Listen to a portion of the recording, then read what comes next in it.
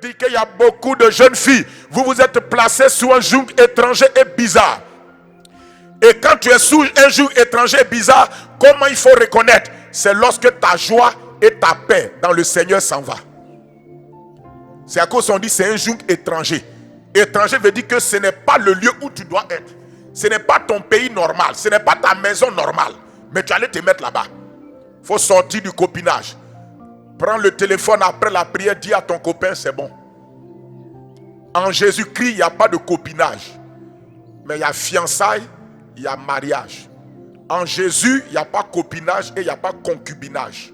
C'est pourquoi quand vous vivez dans ces choses-là, copinage-là, il faut rompre. Concubinage, il faut mettre de l'ordre. Ce que Christ autorise, c'est les fiançailles. Et dans les fiançailles, vous vous gardez au mariage. Il y a des gens, tu allais te mettre sous un joug étranger de l'impureté. D'autres, c'est un joug étranger de mensonge. Tu t'es associé à des gens sans t'en rendre compte qu'ils font des pratiques occultes. Et tu sens que depuis ce jour-là, tu es mal à l'aise. La paix de l'esprit, la joie du Saint-Esprit est comme partie de ton cœur. C'est le signe que tu es sous un joug étranger. Écoutez-moi, le signe qui te montre que, les indices qui te montrent que tu es sous un joug étranger, c'est quoi? La Bible dit que le royaume de Dieu, c'est la justice, la paix, la joie et la puissance par le Saint-Esprit. Dès lors que tu commences que tu sens que tu es rentré dans quelque chose qui provoque dans ta vie l'injustice, qui enlève ta paix, qui enlève ta joie et qui t'affaiblit, tu ne sens plus la puissance de Dieu en toi, c'est que tu es rentré sur un joug étranger. Commence à réfléchir et vois comment tu vas sortir de là. Voici les 4 indices qui permettent à un homme de reconnaître qu'il est sur un joug étranger.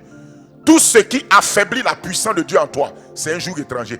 Tout ce qui t'attriste et voit la joie de Dieu dans ta vie, c'est un joug étranger. Tout ce qui, mon frère, ma soeur, écoute-moi, enlève la paix de Dieu dans ton cœur, tu n'as plus la paix. Cette paix que tu avais dans ton cœur est partie. Tu es mal à l'aise. Tu sens qu'il y a quelque chose qui ne va pas. Tu es sur un joug étranger.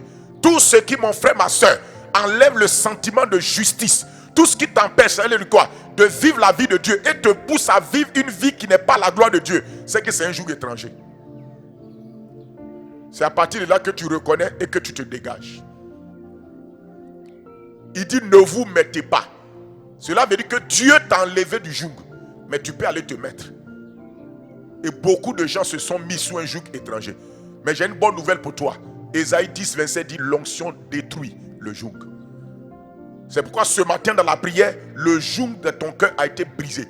Maintenant que le joug a été brisé, tu dois prendre la décision de sortir du joug. Ah ben oui, l'onction brise le joug, mais c'est ta décision qui te fait sortir du joug. Amen. C'est comme ça. L'onction brise le joug. Pour que là où le poids de l'esclavage était sur toi, tu es libre maintenant. Maintenant, tu prends la décision. Parce que là où il y a la liberté, tu peux maintenant décider. Tu peux maintenant choisir. On est libre pour pouvoir faire le choix qu'on veut maintenant. C'est ça. Alléluia. Nous continuons à prier.